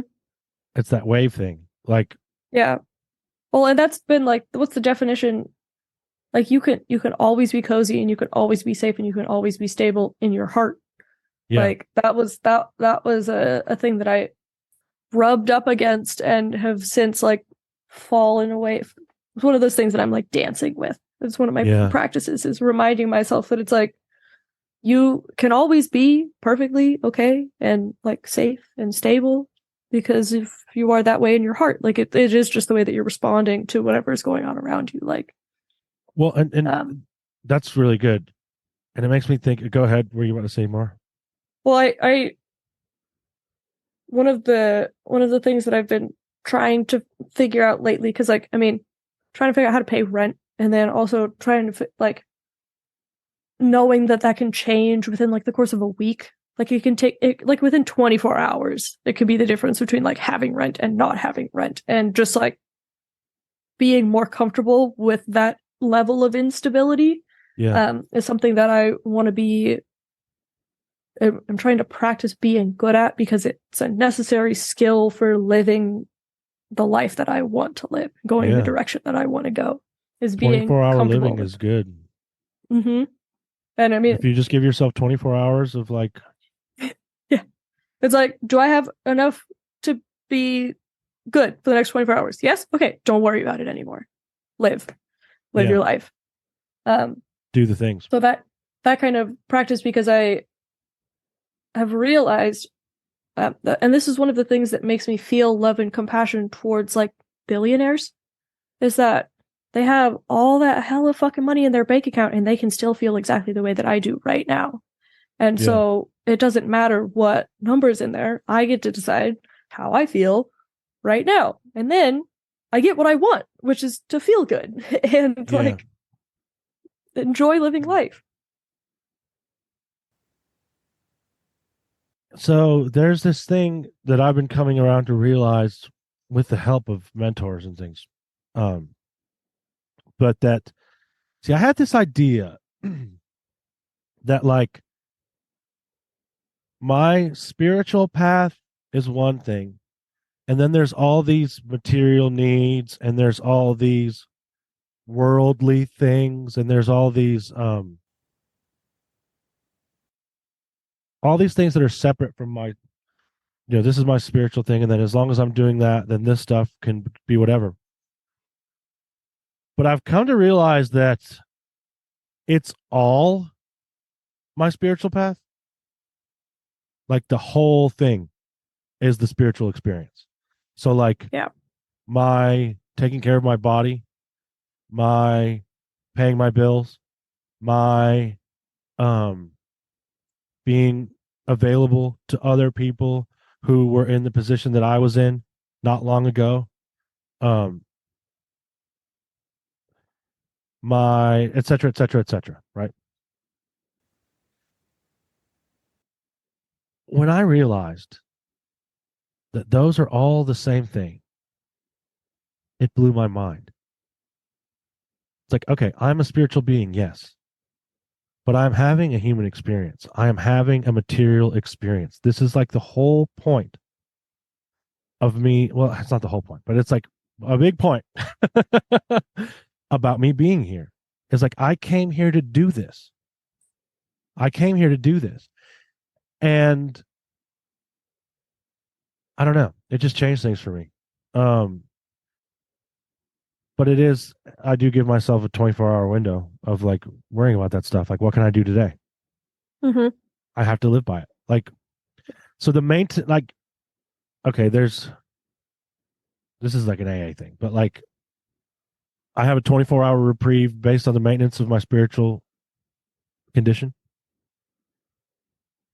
And I thought that meant that like I just have to like check off this box of like doing the spiritual stuff. So I have to pray and meditate and do this. But like my spiritual condition is my entire being. Mm-hmm. So like I can't like go hard in my spiritual stuff and then like rest on my laurels in my other stuff, because then I'm just still resting on my laurels. Mm-hmm. I have to push myself continually into territory that makes me uncomfortable. So like I can never stop. Well, I can if I want to, but it Mm-hmm. could lead to me doing things that I don't want to do anymore. Um, does that make sense? Like, Yeah. my pushing into new territory is my spiritual path. Like, and I don't know, maybe everyone doesn't have this experience, but I did, where like I thought they were different things, and then like it's hit me this year, like, or this, not last year, really, 2022. Oh shit, it's all the same thing. Which was mind blowing for me. Mm-hmm. Do you have any experience with that? Like, Yeah. Yes. And that it's like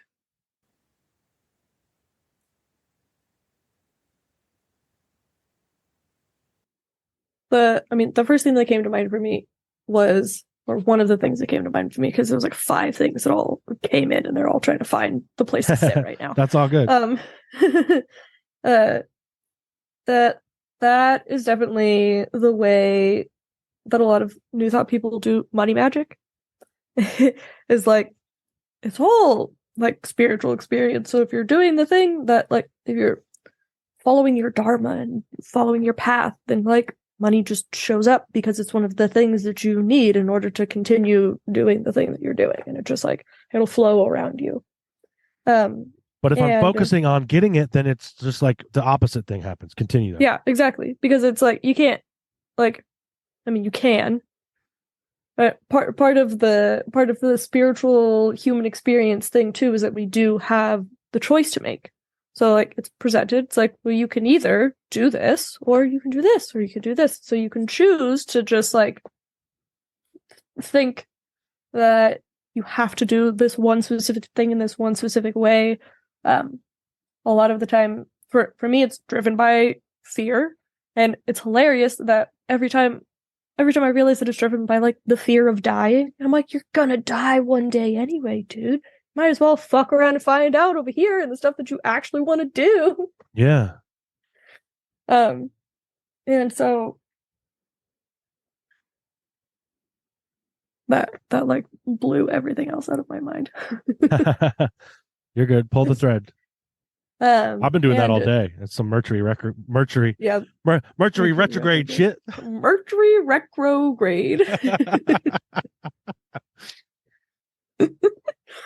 And so yeah, and so like trying to have the spiritual and human experiences be different and separate from each other.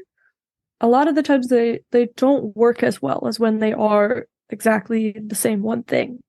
And it brings in my practice, it's shown me like all of the different ways that magic and spirituality can be.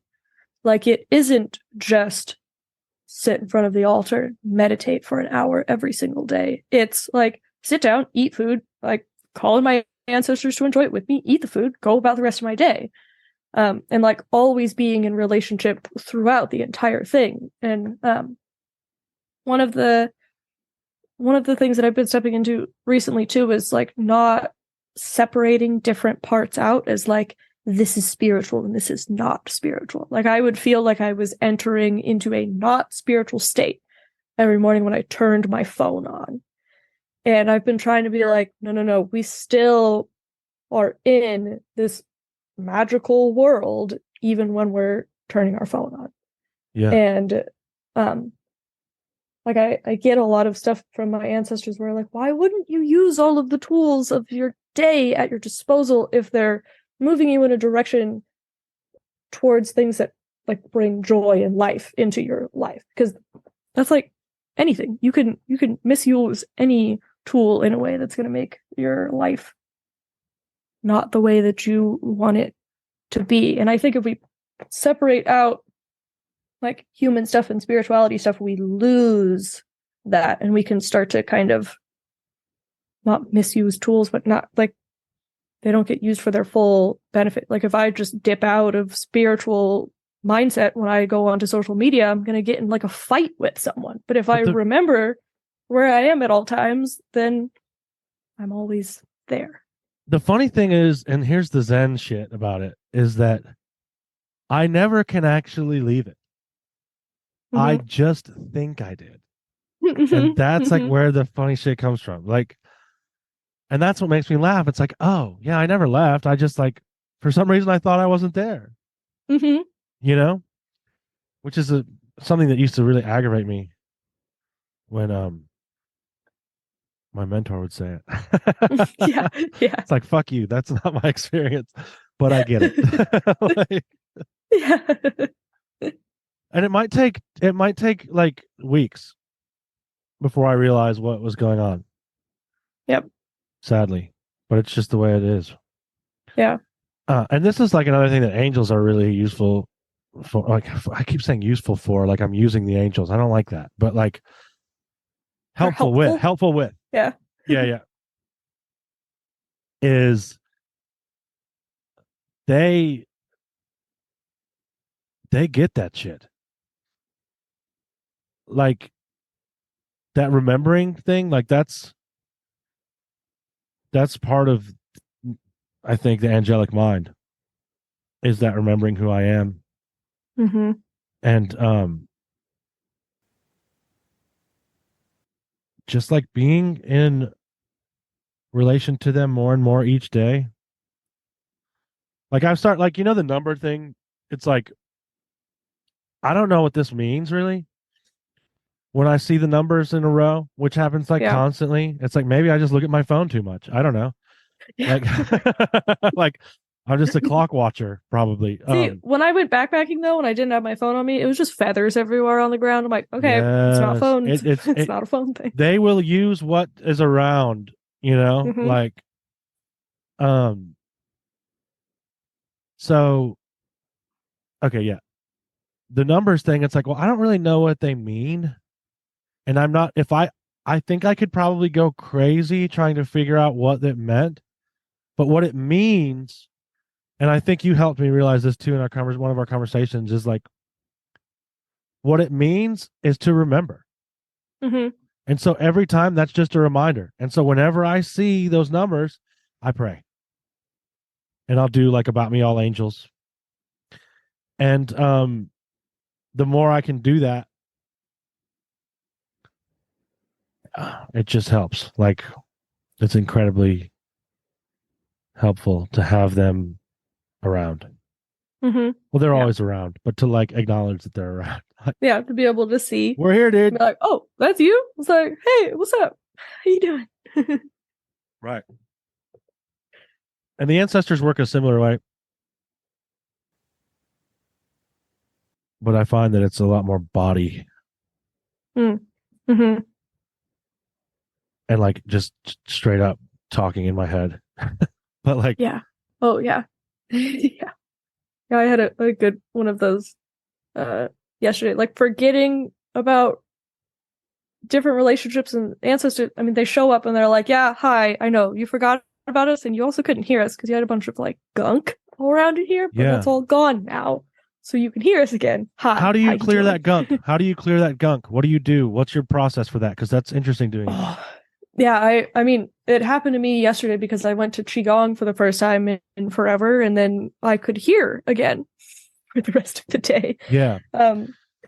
So it's remembering that that's something that I can do, and then also like that I should be doing because it is helpful. But a lot of times I'll take a bath. Baths work really nicely for me for clearing. Palo Santo is like huge homie. Yeah. Such a good friend. Fire ceremonies are also big for me. Like light a candle, use a little stick. I think Alberto Villoldo does it this way. You light a candle, do the usual, call in whoever you have to like be there with you for clearing, and like thank the fire as well. And I use toothpicks, and I'll just blow whatever it is that needs to be cleared out of me, and then light the toothpick on fire. And then I dispose of the burnt part of the toothpicks. But that has worked really, really well for me, and I just have to remember what a good tool it is, because like clearing, like I could clear like I feel stupid doing this, blow that into a toothpick, put it in the fire. Yeah. But I've gotten to the point where I just do it imaginally. I can just do it in the and like it's the there's a thing that underlines all clearing work, I think. Like a basic framework for all clearing work. You know, like you look at the thing, you let the thing be, and then you somehow like move it from your body. And there's a billion ways to do that, and you just kind of do the one that works. Because if it doesn't feel like it's working, then it's not working. Do something else. Well, and that is where I will say that is where a physical ritual does come in, because it matters less if that feels like it's working, I think. In my experience, I can only speak from my own experience, but like I went and did the action. Yeah. I don't necessarily have to like, it doesn't have to feel like anything. Well, it doesn't have to feel like anything, because like the action of you doing it is you believing that it's going to work. Because if you didn't believe it was going to work, you wouldn't be doing it. I wouldn't have done it. Yes. Yeah. Well, that's an interesting thing too, because that takes us back to like the desire manifestation thing, right? Like, so this is another thing that had to be told to me in 1,000 times before I realized what the fuck this guy was saying. Was like, see, I think that how it works is that I have things because I do things, but it actually works like I am the thing. If I can be the thing, then I'm able to do the thing, and then everything comes from that, you know? Be, do, not do, be. Which is like, I would always hear that and be like, man, fuck that backwards ass shit. I don't even know what you're talking about. And then like it clicked one day, like, oh shit. And an easy way to say it is just taking the actions, but it is like I wouldn't be able to do the actions if I didn't have it in me to do it. If I didn't have the power to do it, Mm-hmm. you know? And I don't that's just a grace to me. Is like that's what the state of grace is. And I think also like something about the clearing is a bit of grace too. Like Mm-hmm. what that really means, like when all that gunk is cleared, and I think that like there's a lot of spiritual tech for that, like you said. And people hear grace and it gets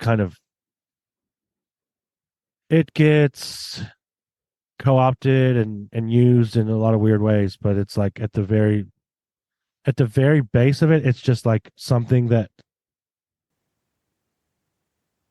happens despite what I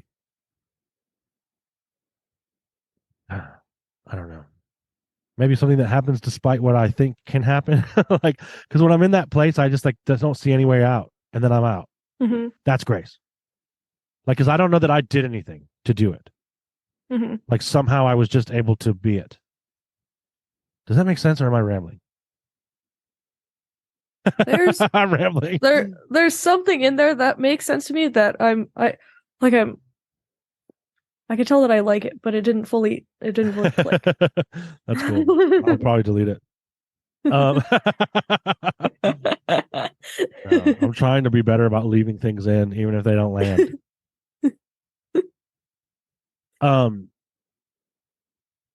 Because I'm trying to think about like the way that I've understood grace, or the way that I've like gone into grace has been like with like the grace of a mother, and she's always there, always ready. That's the thing. Like, she does it despite what you do, like what you are and what you think can happen. Like the grace of the love of the mother is like unconditional, right? That's kind of what I'm trying to get at.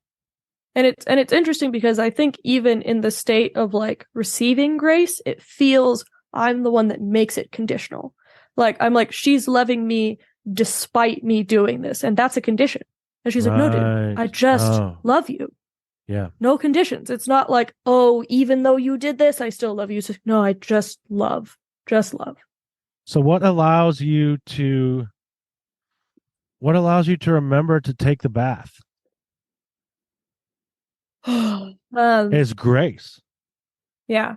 I think, like, and that's kind of what I'm getting at. Like, whatever allows me to remember, like, it's that same, we're talking about forgetting and remembering, and we keep coming back to this, right?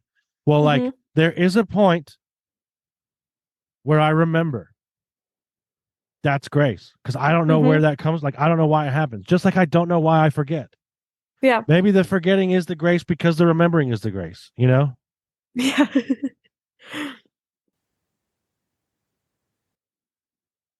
Yeah. I mean, people hate it when I talk about grace. I was just wondering. I'm like, what does forgetting and remembering look like to angels? Like, what does it look like outside of time? Does it look like the one same thing? Because if it's just two sides of the same coin, I'm like, then what's the coin? What does it look like? They're like, they're doing that thing again. I don't know what side of the coin they're on, but they're doing it again. That's a really good question. And I just think that's a generally good exercise to think, like, what do angels see when they see this? Of anything. Yes. Because their vantage point is like, it's outside of everything, right? So like, if I can try to get there, then like I'm actually doing it, right? Angelic mind. It did freeze. Oh, really? You froze too. Oh no. Dude, angels. Oh, okay. You're back. You froze for a second. My internet connection is apparently unstable. Just like me. Nah, I'm good. Yeah, okay, so what it looks like to them, that's really interesting. I think it just looks like being incarnate. Like whatever that, like that's obviously like, oh, just like being incarnate, like, oh, that they're doing that being alive thing again. It's really weird. You want to come look? Yeah, it's pretty gross. You want to see it?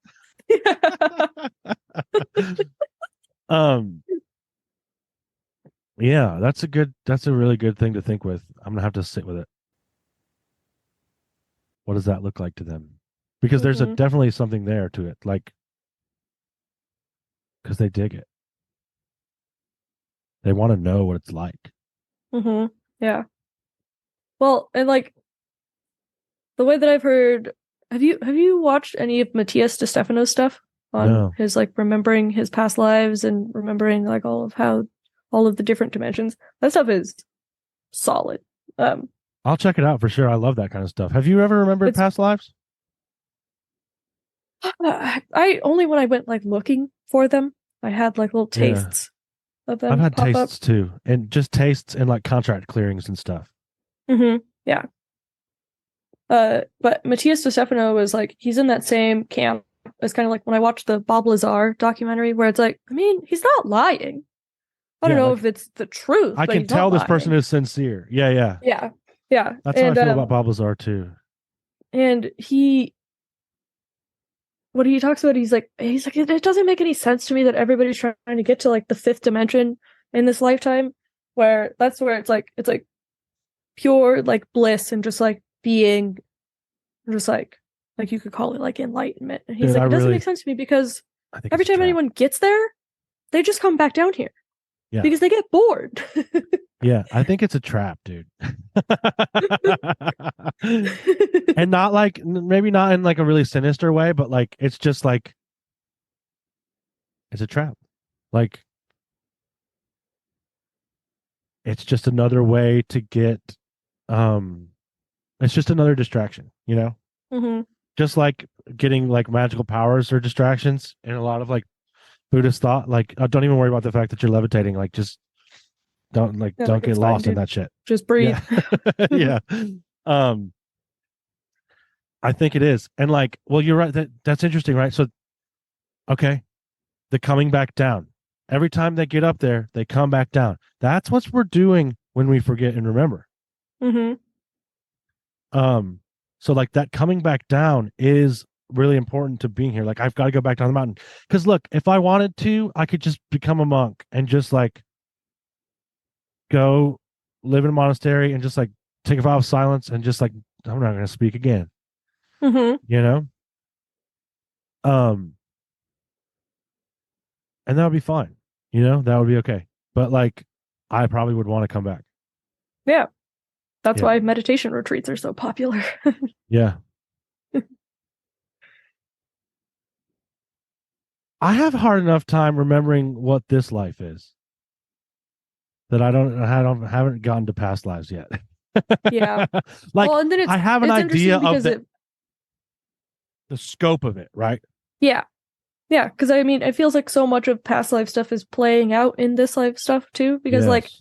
I mean, like the resolved past lives are cool. I guess they would be cool to like sit down and if someone did like an Akashic record reading or however, and just be like, look at all of these. But for the most part, like the ones that are affecting this life are all of the unresolved ones, and they will kind of play themselves out in different ways. Like you could Yeah. see the patterns of them showing up. And like whenever someone has told me about different unresolved past life stuff, like ways that I have died, I'm like, oh, well, that makes sense why I'm afraid of this particular flavor of thing. That's just something that's coming through to try to be resolved in a way.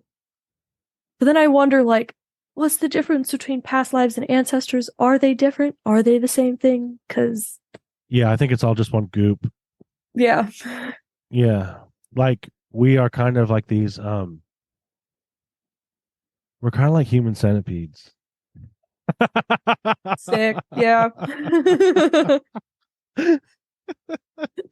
For real though. Like think about time as one place, Hmm. then we are these like multi-legged. I think it's in Slaughterhouse 5 where those beings are like that. Hmm. You know? I don't know. I'm going off on a tangent, but Yeah, I haven't read that one, but I have had that same visual of being like one long string of yeah, we're like this big ancestors string of people that moves here. through time. And so Yeah. like I think also that um that there are like parts of our souls that are like recycled Mm-hmm. for like that's such a bad word like for that too like recycle like someone threw it in a bin and then like um but like parts of our like we get put together from pieces of other things. Mm-hmm. Yeah. So like I have pieces of some ancestors and probably pieces of some other spirits and like people that made vows to help Mm-hmm. and like later on down the line like swirl around me, you know? Like I'm a Yeah. ship with a crew. Yeah. Oh man, Like the Egyptian stuff. The ship stuff is me and Jess did that graveyard working earlier this year. And we both posted about it on our Substacks. I don't remember how to pronounce her Substack. It's one of the words from Ursula Le Guin, but it's on my Substack. Is it Bonhi? I don't know how to pronounce it either. I always just thought that one. Bonhi. Okay. Yeah. I'm like, I'm just not gonna say it because I don't know how to. Yeah, that's just my guess at it. I don't know what it is. Yeah. But we wrote about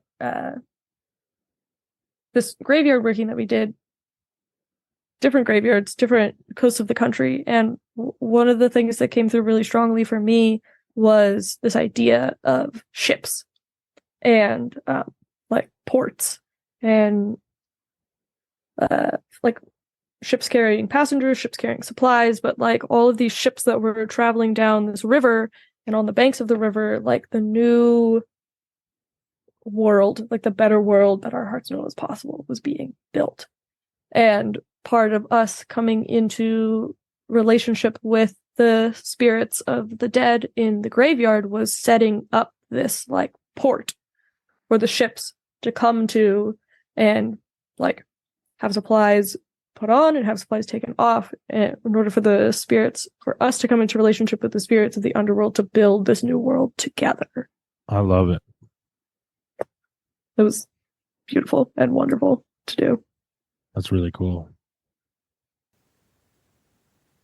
Yeah, well, because I think that just like in the same way that my unresolved ancestral stuff kind of keeps me cut off from those potential blessings. Mm-hmm. And it just works like that with everything, like the more I can be in relation to, the more boons flow into my life, like in like crazy unexpected ways. And I think local spirit, like that's another one of those cool liminal areas, right? Is like the local dead and the spirits of place. Like that's a transition area where you're going from being a walking around incarnate human in a way station into becoming a spirit of place. If it's done, if it's being done how it should be, is that if the process is unfettered, if the yeah right, if the process is unfettered, because it's fettered most of the places. And so like, and I also want to say one thing real quick, because I was thinking about this when we were talking. If there's anyone that's listening and is like, do you people hear voices in your heads? You hear voices in your head too. We all do. It's just a matter of, are they working for me or are they working against me? Am I in flow with them or am I in dissonance with them? Like, because I used to hear all the time what I would hear in my head was, you're not good enough, you fuck up all the time, you're ugly, you suck. You know what I mean? Like, whatever it is, I would hear that all the time. Maybe to some people it's not quite that bad, but there is some level of like, you got to do this, you've got to do this, it won't be right until you do this, it won't be right until I do this. Or maybe it's like, no one else is doing it right and I'm doing it right, and why can't anyone figure out like how to do this? Like, why doesn't anyone understand me? Why is everyone doing it wrong? You know what I mean? whatever it is. That's what we're talking about when we're talking about clearing out the gunk.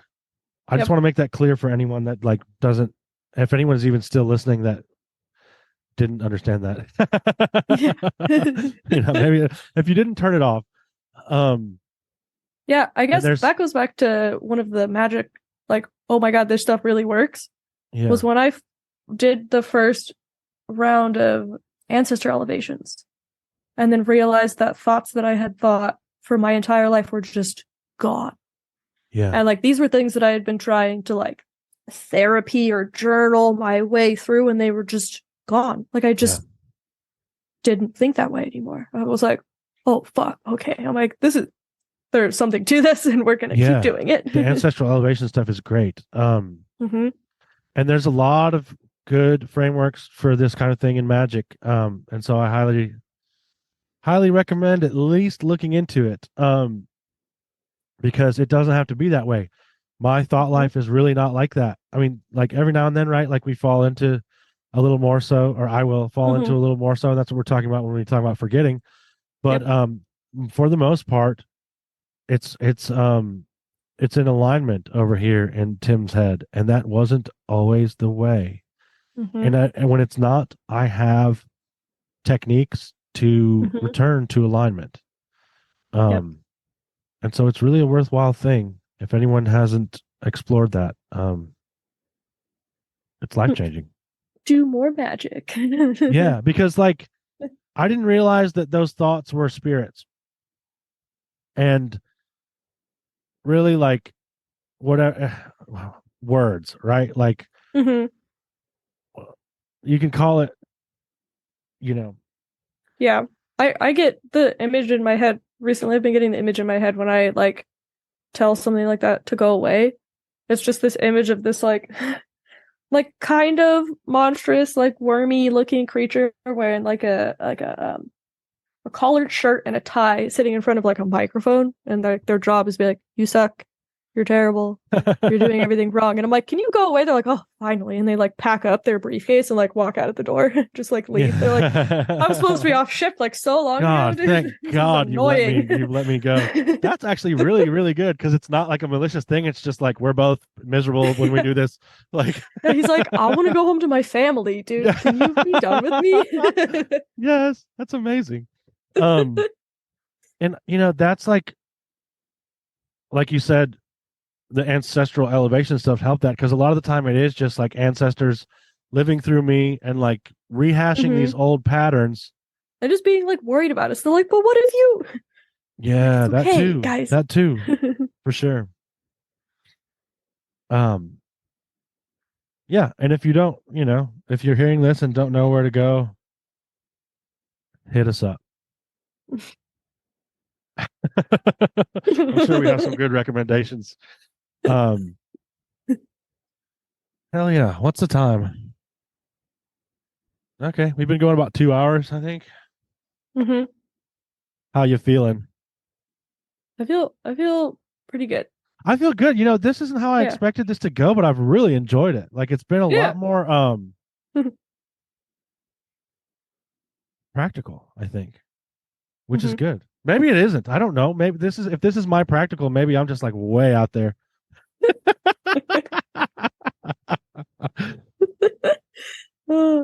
Yeah. But I always enjoy talking to you. Real quick, how about you plug what you got going on? Okay. Well, I'm back on Instagram now as at Planet Destroyer 54, which is the same name as my Twitch name, which is where I will be streaming divination for people again. And through my Instagram, you can find the link for booking private divination sessions with me. And I also have particular qualifications in sex education. So if anybody's got like sex questions they want to talk through, also doing counseling about that kind of thing. And then I'm on Substack. My Substack's called Decorating Time. It's Marissa Gamberutti.substack.com. And my link where you can book private sessions with me is the same, marissagamberutti.com. because I paid for that domain name and I'm going to use it. Hell yeah. That's good stuff. Well, thank you so much for coming on. I always really enjoy having you. We always have Thank you for good having chats. And I hope you enjoy the rest of your Wednesday. Yeah, dude. You too. Talk to you soon. Do you experience weird shit? Do your parents not like to tell their friends about what you do in the woods? Do you make more friends in a graveyard than you do at a party populated by living humans? Do you have interactions with beings that are not strictly considered human? Do other people look at you like you're crazy when you mention talking to trees in casual conversation? If you fist pumped or even just answered yes to any of these questions, you may be a nightbird. So let's sing together. If you'd like to come on the show and flap your gums with me, share your stories, or just talk about the malleable nature of reality for a while, then send me an email at tim@nightbirdpodcast.com. That's tim@nightbirdpodcast.com. I'd love to have you on the show. But until then, I gotta fly. But before I go, let me say this. Remember, you are never alone. I believe you.